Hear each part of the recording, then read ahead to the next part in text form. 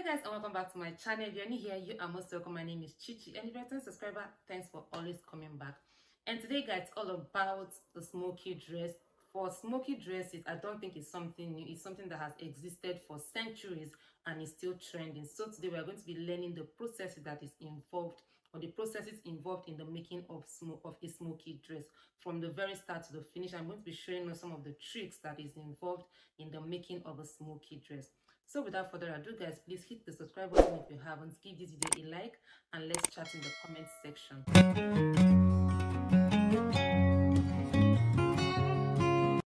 To begin with, I have my fabric placed on fold, as you can see, and then for the width of the placement, unlike the regular or the normal folding for your dress or your blouse, for this particular one we are going to be adding enough excesses. So for the excess I'm going to be adding to the width of this, so you divide the bust measurement by 4 plus an extra 10 inches, but minimum of 8 inches, okay, so that it can accommodate the body size by the time you're done. So first of all, I cut off the self edge of the fabric, and then I'm going to be measuring the length that I want.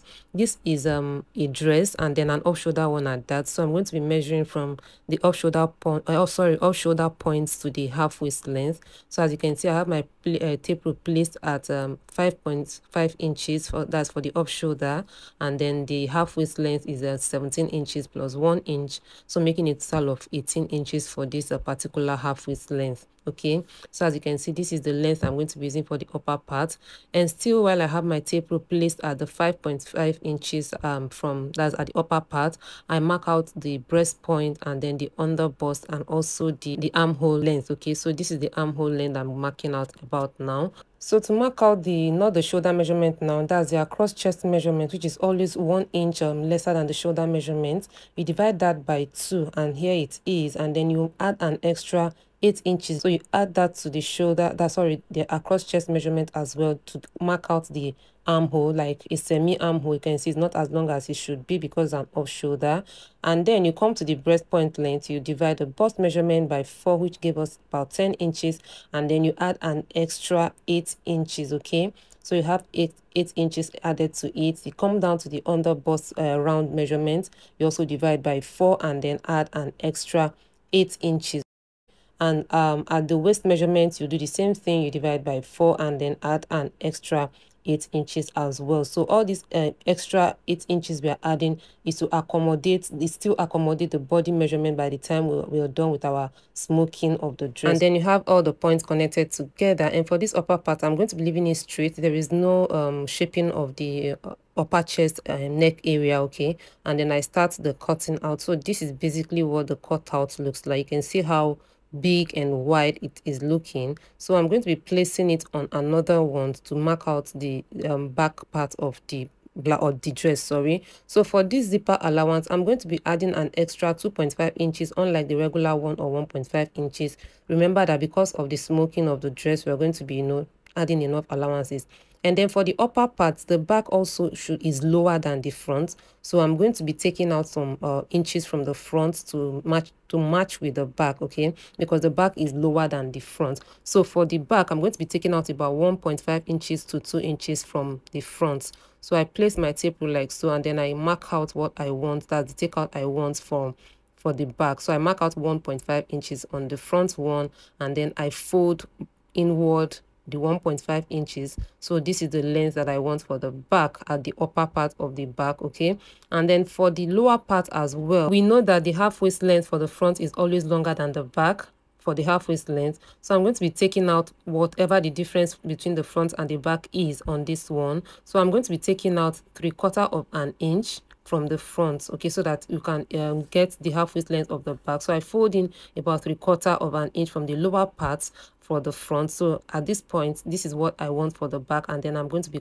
cutting out what I have folded in, that's for the back part. Okay, so after that, I open up the back because of the zipper allowance, and then I open up the front, like so. You can see that the front is longer than the back.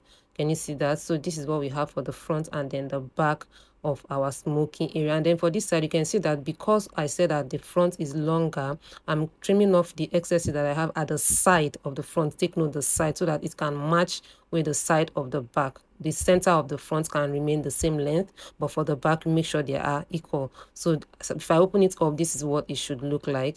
And then for the smoking, that's the stitching of our smoky dress. This is the thread we are going to be using. It's called a smoky thread. As you can see, it's elastic. It's elastic in nature. It has some elasticity.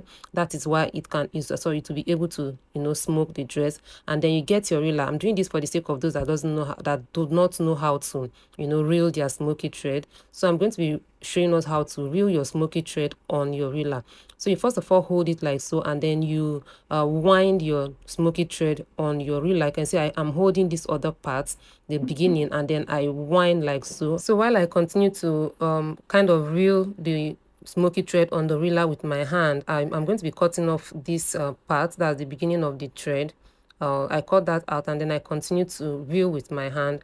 I intentionally reeled with my hand, or I prefer to reel with my hand, because if you reel with a machine, it kind of tends to get loose. Okay, so I prefer to do that with my hand. As you can see, I am not making it too tight. I'm not pulling the thread too tight, and I'm not making it too loose. It's just firm. Let it just be firm, not loose, not tight. So you just continue, you reel with your hand. This is much easier than it's always faster to fill the reeler with this smoky thread than a normal thread. If it's a normal thread, best believe that we all know that we can't easily reel with our hand. So I prefer to use my hand, like I said, to reel, and then I continue until my reeler is filled. Okay, so after my reeler is filled, I can now insert into my machine and start up my stitching, and I'm going to be showing us how to achieve that shortly. And now my reeler is full, and I can now cut and then start up with my insertion into the shuttle, and then we'll proceed. So this is basically, we already know how to go about all this, but I'm just doing it in case you are here as a fresher or a beginner. So I'm going to be inserting this into my machine, and as you can see, as I'm pulling it, you can see that it is not stuck. It is freely moving, but it is not loose. So you insert into your machine, and voila, we're ready to smoke our dress. So at this point, I've already turned the upper part of the dress with the interfacing. I use the same fabric for the interfacing. So this is what it looks like. Okay, let's go straight to the sewing machine so we can start up with our smoking proper. So for the smoking, as you can see, you just go about it like a normal stitching, just like you do like your normal stitching. Okay, so but the only thing is that as you stitch, you're going to be noticing some form of ruffles on your dress. Can you see that? You can see that it is ruffled, and then make sure that the spacing is equal. If you are using quarter of an inch, make sure you are using the spacing of quarter of an inch all the way. So you stitch all the way like so, using the same inches of spacing or uniform spacing for it. And the more you stitch, the smaller your fabric becomes, because it is going to be ruffled or gathered by itself.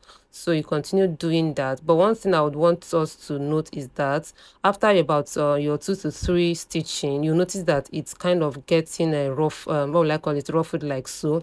So as you stitch at this point, make sure you spread it out, because if you stitch it while it is ruffled, you're going to be wasting your fabric, and at the end of the day, your dress or your fabric is going to be small. So as you stitch, you use your hand to straighten it out.